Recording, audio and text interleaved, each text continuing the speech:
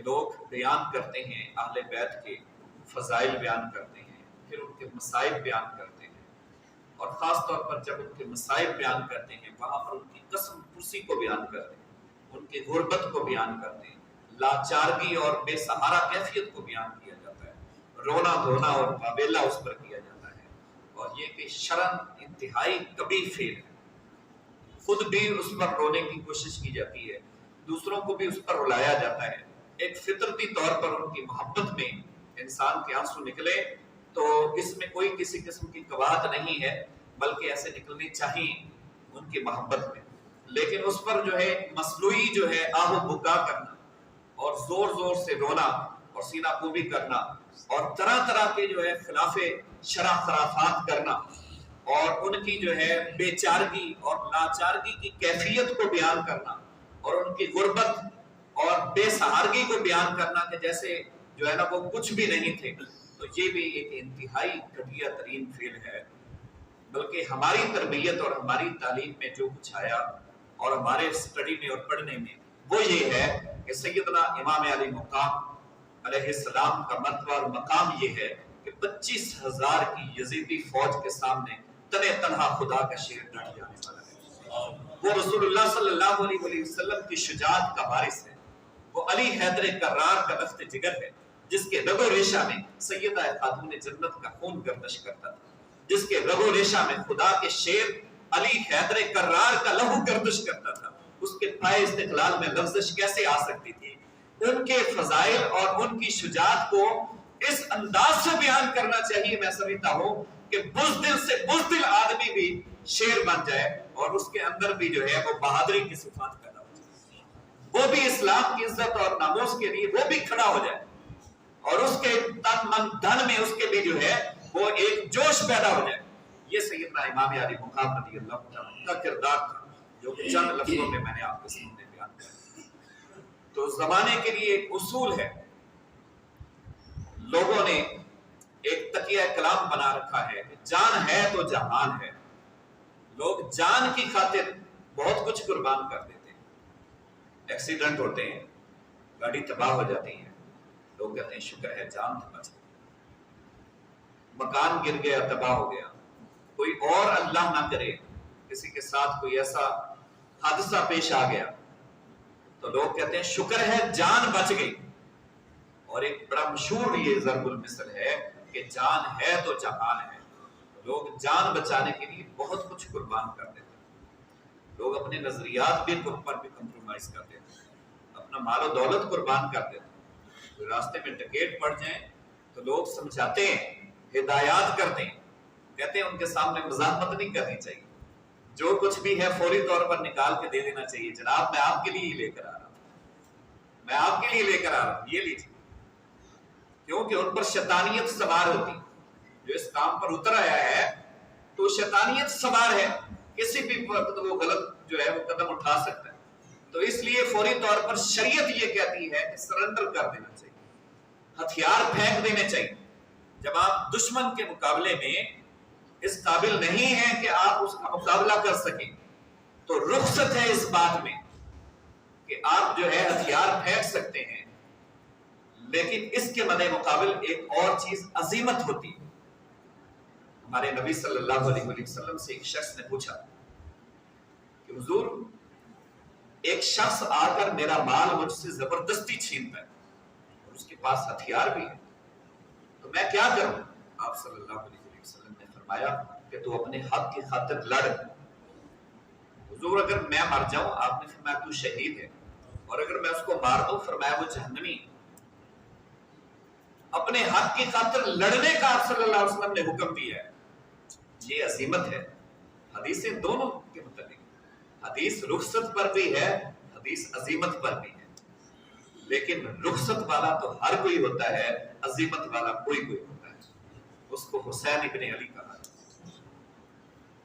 تو امام علی مقام نے وہ ضرب المثل بدل دی کہ لوگ کہتے ہیں جان ہے تو جہان ہے، آپ نے فرمایا کہ نہیں نہیں، جان نہیں بھی ہے بندے پھر بھی جہان تیرا ہے، جہان نہ بھی ہو پھر بھی جان نہ بھی ہو پھر بھی جہان تیرا ہے۔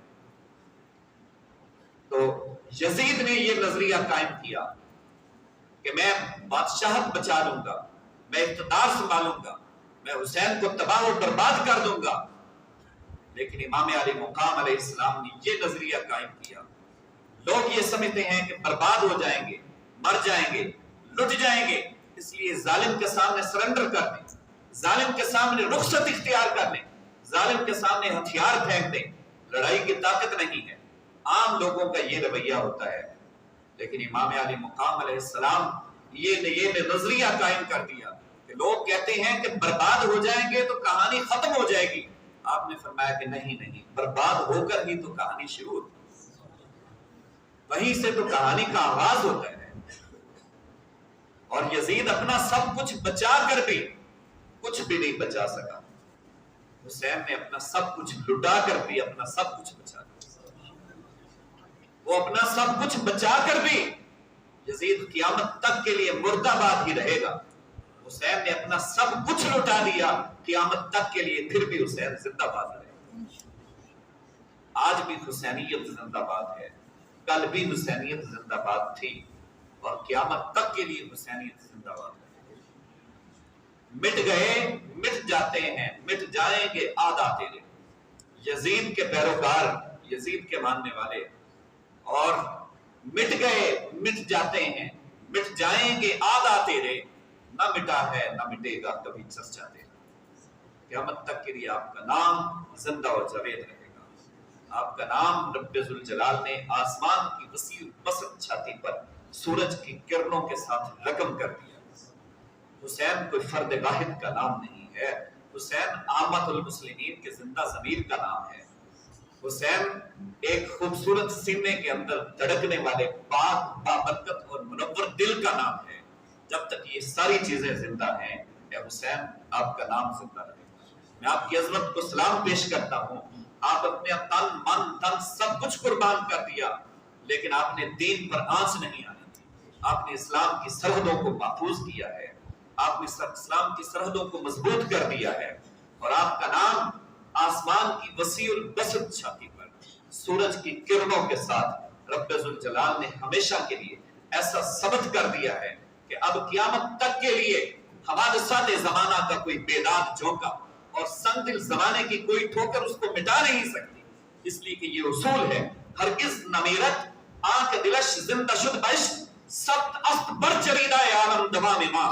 جو دل عشق سے زندہ ہوتے ہیں وہ ہمیشہ کے لیے آسمان کی وسیع البسط چھاتی پر قائم کر دیے جاتے ہیں. تو آپ نے عشق کو نئی زندگی عطا کر دی، محبت کو دوام عطا کر دی، جہان قلب میں نئی مستی، نیا خمار اور نیا سرور بھر دیا. مخالفت کے تمریلے آئے، مخالفتوں کے، مزاحمتوں کے، عداوتوں کے، سازشوں کے باطل گھمنڈے چلے آئے، لیکن وہ مرد مجاہد اس کے سامنے سینہ سپر رہا. زمانے کے کان سن رہے تھے اور وہ کہہ رہا تھا گر یک ذرہ کم گردد زی انگیز وجود من بئی قیمت نمی گیرم حیات جاودانی را. اپنا تن من دن سب کچھ قربان کر سکتا ہوں، لیکن لمحہ بھر کے لیے دین اسلام سے انحراف کرنا یہ میرے پاس کی بات ہے. لمحہ بھر کے لیے یہ پیغام دیا امام علی مقام علیہ السلام. بیان ہم سب کرتے ہیں، ہم سنتے ہیں. تو اس وقت میں سمجھتا ہوں ہمیں امام حسین کے ذکر تو قیامت تک چلتا ہی رہے گا، لیکن ذکر سے زیادہ ہمیں فکر حسین کی ضرورت ہے. امام علی مقام نے پیغام دیا ہے، ہمیں اس پیغام کو اپنانے کی ضرورت ہے. اپنے اندر وہ شجاعت، وہ دلیری اور وہ صفات پیدا کرنے کی ضرورت ہے. امام علی مقام کے نقش قدم پر چلنے کی ضرورت ہے کہ ظالم کی آنکھوں میں آنکھیں ڈال کر بات کرنے کی ہمیں ضرورت ہے. تو عزیز دوستو، کنبہ قربان ہو جائے، سب کچھ لٹ جائے، سارے خاندان کو شہید کر دیا جائے، جوانوں کو شہید کر دیا جائے، بچوں کو شہید کر دیا جائے، اور پھر یہ نہیں کہ شہداء کی لاشوں کے اوپر گھوڑے دوڑائے جائیں اور گھوڑوں کے پاؤں تلے ان کو رون دیا جائے، خیموں کو جلا دیا جائے، تکلیف دی جائے، تشدد کیا جائے، اور بے حیائی کی ہر حد عبور کر دی جائے، بدتمیزی اور بےغیرتی کی ہر جو ہے وہ بند کو توڑ دیا جائے، اور ہر دیوار پھلانگ لی جائے. لیکن اس کے باوجود بھی سر شہیدہ نیزے پر بلند ہی رہے گا، اس لیے کہ یہ وہ سر ہے جو کبھی جھکنے کے لیے آیا ہی نہیں تھا، بلکہ وہ بلند ہونے کے لیے اللہ نے بھیجا۔ اس لیے امام علی مقام علیہ السلام کی شہادت نے اس بات کو امر کر دیا، اور آپ نے قیامت تک کے آنے والے لوگوں کو پیغام دیا کہ اے میرے نانا جان کے دیوانوں، اے شمع رسالت کے پروانوں، قیامت تک کے لیے جب جب بھی دین تم سے قربانی مانگے تو اس سے گریز نہیں کرنا، اس سے پیچھے نہیں ہٹنا۔ جب جب بھی کوئی گماشتہ آ کر تن تناتا رہے، جب جب بھی کوئی ظالم آ کر تن تناتا رہے، تو اپنا تن من دن سب کچھ قربان کر دو۔ تمہارا سر کٹ تو سکتا ہے لیکن کسی دنیا دار بے غیرت اور کمینے کے سامنے جھک نہیں سکتا۔ یہ امام علی مقام کی تعلیم۔ عرفی تمہیں اندیش زغوغائے رقیبہ، عرفی تمہیں اندیش زغوغائے رقیبہ، آواز صدا کم نہ کند رزق گدارا۔ عرفی تو دشمنوں کے شور و غل سے کبھی پریشان نہ ہوا کر، ٹکے ٹکے کی لوگوں کی باتیں سن کر اپنے اسلام کو چھوڑ مت دیا کر، سرنڈر نہ کر دیا کر، اس لیے کہ کتوں کے بھونکنے سے فقیر کا رزق کم نہیں ہوتا، فقیر کا رزق کم نہیں ہوتا۔ وہ رزق جو اللہ نے مقدر کر دیا ہے، اور اگر آنکھوں میں آنکھیں ڈال کر بات کرے گا تو پھر اللہ نے قیامت تک کے لیے اعلان کیا وَلَا تَحْسَبَنَّ الَّذِينَ قُتِلُوا فِي سَبِيلِ اللَّهِ أَمْوَاتًا بَلْ أَحْيَاءٌ عِندَ رَبِّهِمْ يُرْزَقُونَ۔ اگر یہاں پر وہ جام شہادت خدا کے لیے نوش کر لے گا تو قیامت تک کے لیے اللہ تبارک و تعالیٰ اس کو جام کوثر عطا کرے گا۔ تو لوگ ظالم کے ہاتھ میں اپنا ہاتھ نہیں دیتے، اپنا سر بچانے کے لیے، اپنی جان بچانے کے لیے، اپنی عزت بچانے کے لیے، اپنا ناموس بچانے کے لیے، اور اپنی دولت بچانے کے لیے، اپنی سہولیات کی حفاظت کے لیے لوگ سب کچھ کر لیتے ہیں۔ اچھا جی کوئی نہیں، تھوڑی دیر کے لیے، کیا ہے تھوڑی دیر کے لیے، اپنا سب کچھ کر لیتے ہیں لیکن اپنا سر ظالم کے ہاتھ میں نہیں دیتے، اپنا ہاتھ ظالم کے ہاتھ میں دے دیتے، اس کی حق میں اعلان کر دیتے، بے شک پیچھے سے اس کو گالی گلوچ کرتے ہیں لیکن اس کی آمد پر کھڑے ہو جائیں، اس کو پروٹوکول دیں گے۔ پتا ہے کہ یہ بے حیا انسان ہے، پتا ہے کہ یہ بد کردار انسان ہے، پتا ہے کہ یہ لٹیرا ہے، پتا ہے کہ یہ چور ہے، پتا ہے کہ یہ قوم کا بددیانت ہے، پتا ہے کہ یہ خیانت کرنے والا ہے۔ اس کے پروٹوکول میں اس کی آمد پر کھڑے ہو جائیں گے۔ کیا ہے اس کے ساتھ؟ جی جناب، جناب آپ سب کچھ ہے، آپ کی کیا بات ہے جناب، آپ کی کیا بات ہے۔ اس قدر سر سے لے کر پاؤں تک خوشامد کے کلابے ملا دیں گے، ہاتھ اس کے ہاتھ میں دے دیں گے، اس لیے کہ اگر سرے منہ بھی تجاوز کیا کہ کہیں ایسا نہ ہو کہ ہمارے خلاف کوئی کارروائی ہو جائے، کہیں ایسا نہ ہو کہ ہماری رپورٹ درج کر دی جائے، کہیں ایسا نہ ہو کہ ہماری یہ ساری جمع پونجی تباہ و برباد کر دی جائے، ہماری اولاد کو کوئی نہ نقصان پہنچا سکے۔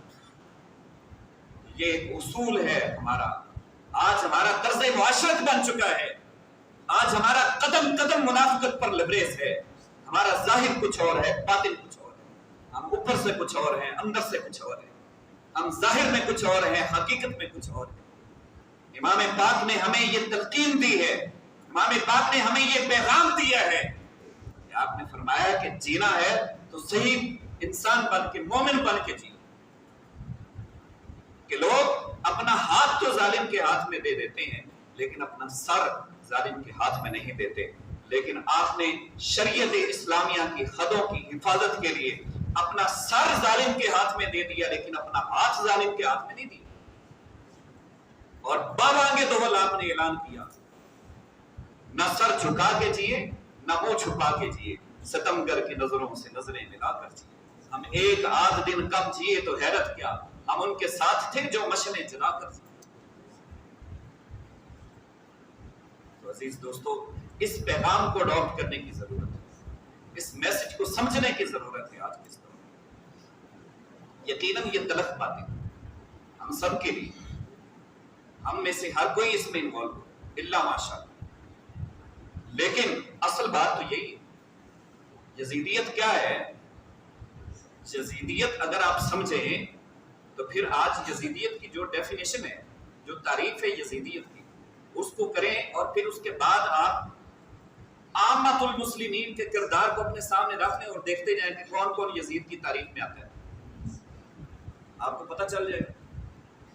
یزید نے واضح طور پر کلمہ کا انکار نہیں کیا تھا، بے شک وہ کافر ہے، بدترین کافر ہے، کیونکہ اس نے آل رسول کا خیال نہیں رکھا، لیکن وہ نمازیں پڑھتا تھا، وہ قرآن پڑھتا تھا، وہ مسجد میں جاتا تھا، اذان ہوتی تھی باقاعدہ، جمعہ ہوتا تھا، سارے معاملات تھے، لیکن شریعت اسلامیہ کا پابند نہیں تھا۔ شریعت اسلامیہ کا اس نے استہزاء اٹھایا، اس نے اسلام کی سرحدوں کو پامال کیا، اس نے اسلام کے اصولوں کو پیچھے چھوڑا۔ یہ جو آج یہاں پہ ہمارے یہاں اصول قائم ہیں، انگریز کے قوانین، جو دنیاوی گماشتوں کے بنائے ہوئے قوانین، جس میں وہ صرف نام نہاد جمہوریت پر مشتمل قوانین، وہ اس قسم کے قوانین اڈاپٹ کرنا چاہتا تھا، ان کو نافذ کرنا چاہتا تھا، لیکن حسین اس کے سامنے آ کر سینہ سپر ہوا۔ آپ نے فرمایا نہیں یزید، یہ کام میں نہیں ہونے دوں، وہ کام کرو جو میرے آقا صلی اللہ علیہ وسلم پیغام لے کر آئے، جو ہمارے سامنے موجود ہے، جو قرآن کی صورت میں، یہ قرآن کے قوانین نافذ کرو، یہ حدیث کے قوانین نافذ کرو، جو صدیق اکبر نے کیے، جو عمر فاروق نے کی، جو عثمان و علی حیدر کرار نے کی، وہ قوانین نافذ کرو تو پھر میں تمہارے ہاتھ پر بیعت کرتا ہوں۔ اس نے کہا حسین یہ مجھ سے نہیں ہوتا، آپ نے فرمایا پھر یہ مجھ سے نہیں ہوتا۔ اب یزیدی صاف ستھرا انکار، واضح انکار اسلام کا، یہ یزیدیت نہیں ہے، یہ بو لہبیت ہے، یہ بو لہبیت ہے۔ یزیدیت یہ ہے کہ اسلام کا نام بھی لیا جائے اور اسلام کے خلاف دھوکہ بھی کیا جائے، اسلام کا نام بھی لیا جائے اور اسلام کی سرحدوں کو پامال بھی کیا جائے، شریعت اور قرآن کا نام بھی لیا جائے اور قرآن پڑھنا بھی نہ آتا ہو، قرآن کا پتہ بھی نہ ہو کہ سورہ فاتحہ میں کیا لکھا ہے، اور جو ہے بات بات پر اسلام کا نام بھی لیا جائے، لیکن کسی ایک اسلام کے اصول کے جو ہے وہ خبر نہ ہو۔ یہ ہے یزیدیت، جو کہ آج بھی دن دنا رہی ہے دوستو۔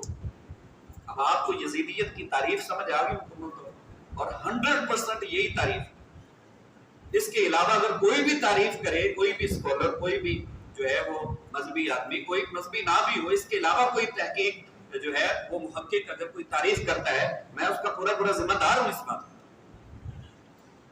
تو عزیز دوستو، اب آپ اس تعریف کو سامنے رکھ کر دیکھ لیں کہ آج ہم مسلمانوں کا حیثیت قوم ہمارا کردار کیا ہے، اور یزید کا کردار کیا تھا، اور حسین کا کردار کیا تھا، اور آج ہم کس کے کردار کو فروغ دے رہے ہیں؟ آج ہم یزیدی کردار کو فروغ دے رہے ہیں یا حسینی کردار کو فروغ دے رہے ہیں؟ بتائیے۔ پھر ایک بڑی مشہور حدیث پاک ہے کہ امام علی مقام تنہا چند لوگوں کے ہمراہ اتنی بڑی فوج کے ساتھ آپ ٹکر لیا، آپ نے حکمران وقت کے ساتھ آپ نے ٹکر لی۔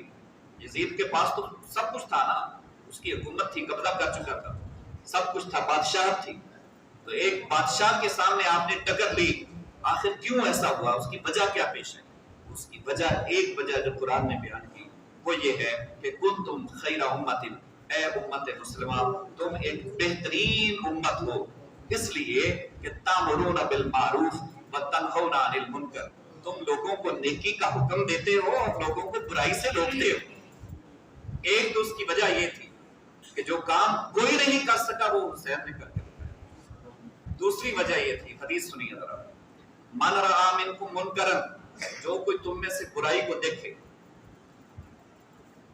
اسے چاہیے کہ وہ اپنے ہاتھ سے اس کو روکے، فَإِن لَمْ يَسْتَطِعْ فَبِلِسَانِهِ، اگر ہاتھ سے نہیں روک سکتا تو اس کو چاہیے اپنی زبان سے روکے، فَإِن لَمْ يَسْتَطِعْ فَبِقَلْبِهِ، اور اگر اتنی بھی طاقت نہیں ہے، کوئی ماڑا آدمی ہے، کمزور ہے، اس کو چاہیے کہ وہ اپنے دل میں اس برائی کو برا جانے۔ ذَلِكَ أَضْعَفُ الْإِيمَانِ، یہ ایمان کا کمزور ترین حصہ ہے۔ مجھے یہ بتائیے اس حدیث کو اپنے سامنے رکھ کر کہ کیا حسین کمزور ایمان والے تھے؟ کیا کمزور ایمان والے تھے وہ جن کی پرورش رسول اللہ صلی اللہ علیہ وسلم کی آغوش میں ہوئی ہے، آغوش نبوت میں ہوئی، جنہوں نے رسول اللہ صلی اللہ علیہ وسلم کے کندھوں پر سواری کی؟ وہ اتنی کمزور تربیت والے تھے کہ وہ صرف دل ہی دل میں برا جانتے رہتے اور گھر بیٹھے رہتے اور اس پر خاموشی اختیار کرتے، नहीं, खामोशी करने वालों का क्या अंजाम होता है वो भी कुरान ने बयान किया। हज़रत दाऊद अलैहिस्सलाम की कौम बनी इसराइल, अल्लाह ने फरमाया हफ्ते के दिन मछलियां ना पकड़ो। 3 गिरोह हो गए उनके। एक वो था जो हफ्ते के दिन मछलियां पकड़ता था, अल्लाह के हुक्म की नाफरमानी, अल्लाह ने मना कर दिया तो कर दिया। अल्लाह किसी भी चीज से मना कर सकता है, आजमा सकता है। फरमाया हफ्ते के दिन मछलियां ना पकड़ो। एक गिरोह वो हो गया जो मछलियां पकड़ने वाला था, और एक वो गिरोह था जो अल्लाह के नबी हज़रत दाऊद अलैहिस्सलाम के साथ था, जिन्होंने कहा कि हम तुम्हें वार्निंग दे रहे हैं, अगर तुम लोग इस पर बरकरार रहोगे हम तुम्हारे साथ ऐलान जंग कर देंगे। अगर कल तक तुम लोग इस काम से बाज ना आए तो हमारी और तुम्हारी जंग, हम तुम्हारे खिलाफ लड़ेंगे। दूसरा ये गिरोह। तीसरा गिरोह पता कौन सा था? कुरान ने इसको बयान किया सूरह बकरा के अंदर। वो कहता हमें क्या है, हमें क्या है, करते तो करते रहे, वो कर रहे हैं ना बुराई, वो जाने उनका काम जाने, हमें क्या है। हाथ पर हाथ धरे मुंतजिर फरदा हो, वो मुंतजिर फरदा बनकर हाथ धरे हाथ बैठे रहे। अल्लाह तबारक व तआला ने जब उस कौम पर अगले दिन अजाब नाज़िल फरमाया तो सबसे पहले अल्लाह ने उन पर अजाब नाज़िल फरमाया जो खामोशी के साथ सुम्मुन बुकमुन उम्युन फहुम ला यरजिऊन बनकर बैठे थे, और उनको अजाब भी ऐसा दिया क़यामत तक के लिए इबरतनाक उनको अजाब दिया, और फरमाया कि तुम तो बन जाओ ना खिंजीर। उनको खिंजीर बना दिया, बदतरीन जो है सूर की शक्ल उनको दे दी, पिग्स बना दिया उनको। और जो वो हरकतें करने वाले थे, जो उसमें मुब्तला थे, उनको जरा उससे कम रखा, लेकिन अजाब उनको भी दर्दनाक दिया, उनकी शक्लें बसक कर दी, और फरमाया कूनू क़िरदतन खासीन, तुम जलील बंदर बन जाओ। और जो नबी के साथ थे अल्लाह ने फरमाया आओ मेरी जन्नतें तुम्हारा इंतजार कर, मेरी जन्नतें तुम्हारा इंतजार करें। शेर लम्हा भर के लिए है, ये थोड़ी सी बस जो है एक दलेरी की बात है। अल्लाह यही तो देखना चाहता है ना, बंदा मेरे लिए खड़ा होता है या शैतान के लिए जो है वो सरेंडर करता है। मेरे लिए मैं देखूं तो सही कितनी देर खड़ा होता है, उसमें कितनी इस्तिकामत है, कितनी उसमें अजीमत है। खंदक के अंदर मुसलमानों को झिंझोड़ा गया, अल्लाह ने फरमाया मैंने उन्हें सख्ती से झिंझोड़ा, ज़ुल्ज़िलू ज़िल्ज़ालन शदीदा, जैसे ज़लज़ला आता है ऐसे मैंने उनको झिंझोड़ा। लेकिन बड़े बड़े सूरमाओं और लश्करों को देखकर उन्होंने क्या कहा, ज़ादतहुम ईमानन, उनके ईमान और ज्यादा बढ़ गए, और उन्होंने कहा आओ हम तुम्हारा इंतजार कर लेते हैं तुम्हारे इलाज। मुट्ठी भर मुसलमान 1400 की तादाद में, और सामने 25,000 का लश्कर चढ़ा। उन्होंने कहा हम तुम्हारा इंतजार कर रहे हैं, आओ जरा हमारे साथ। कादसिया में 5,000 मुसलमान, 5,000 हमारे पास, और सामने क्रिश्चियन जो है जब ईरान फतह हुआ 5 लाख का लश्कर लेकर आया, 5 लाख का लश्कर लेकर, और जब हमने रोम को फतह किया सिर्फ 3,000 की तादाद थी हज़रत खालिद बिन वलीद के पास, और सामने दुश्मन 2 लाख की तादाद में था। आप देखें तो सही ना, मुझे हमारे पास सोर्सेज नहीं है जी, हम कमजोर है, हमारे हालात ये नहीं है, हम ये नहीं है, हम वो नहीं है, हम कुछ भी नहीं है, लेकिन हमारे पास अल्हम्दुलिल्लाह ईमान की ताकत तो मौजूद है ना। और हर दौर में ऐसा ही रहा है, कभी भी हमारे पास जदीद असला नहीं रहा, लेकिन हर दौर में ईमान की ताकत हमारे पास रही। जब खुदा की मदद हमारे शामिल हाल है, इकबाल कहते हैं जब खुदा की मदद हमारे साथ है तो फिर ये पूरी कायनात हमारी, क्योंकि जब खुदा हमारा है, जब खुदा हमारा है। तो आखिरी बात करके मैं इजाजत चाहता हूँ, बस वक्त हो गया। तो ये इमाम आले मुकाम अलैहिस्सलाम ने दरस दिया, और आपने उस बुराई को सिर्फ दिल में बुरा नहीं जाना, आपने हाथ से रोक कर दिखाया उस बुराई को। ने फरमाया तुम सिर्फ इस बात पर यकीन रखते हो, मैं तजर्बाती तौर पर लो तुम्हें करके दिखा रहा हूं, ठीक है, ये काम करो अगर दीन को जिंदा रखना है।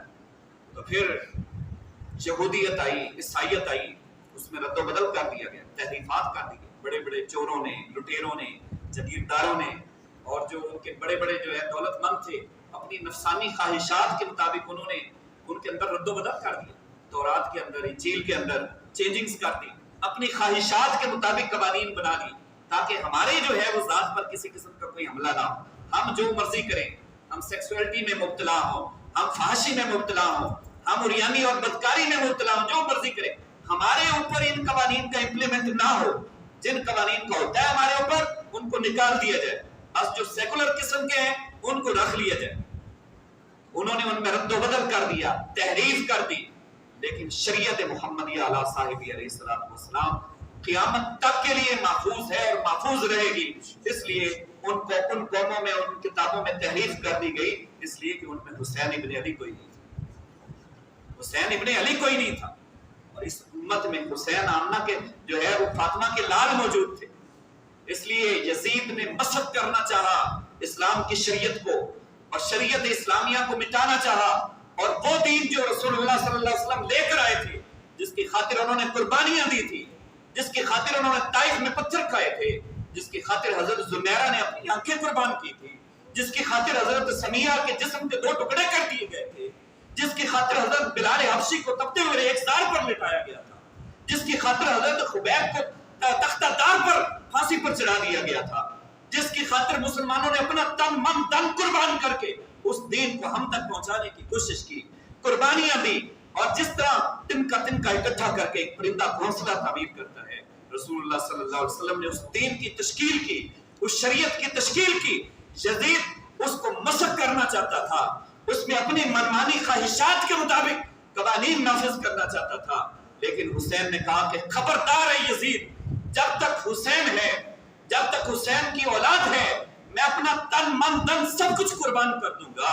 بھلا یہ میرا ننھا علی اصغر ہے، اگر اس کا لہو بھی تیرے دین کی سرحدوں کو محفوظ کر سکتا ہے، میں اپنا ننھا علی اصغر بھی دینے کو تیار ہوں. میرا جوان علی اکبر ہے، اگر اس کا خون بھی تیرے دین کی سرحدوں کو مضبوط کر سکتا ہے، میں وہ بھی قربان کرنے کے لیے تیار ہوں. سب کچھ قربان کر دیا. آج 1400 سال گزر جانے کے بعد بھی اسلام کی شکل وہ نہیں ہے جو یزید بنانا چاہتا تھا، بلکہ اسلام کی شکل وہ ہے جو محمد عربی لے کر. سبحان اللہ.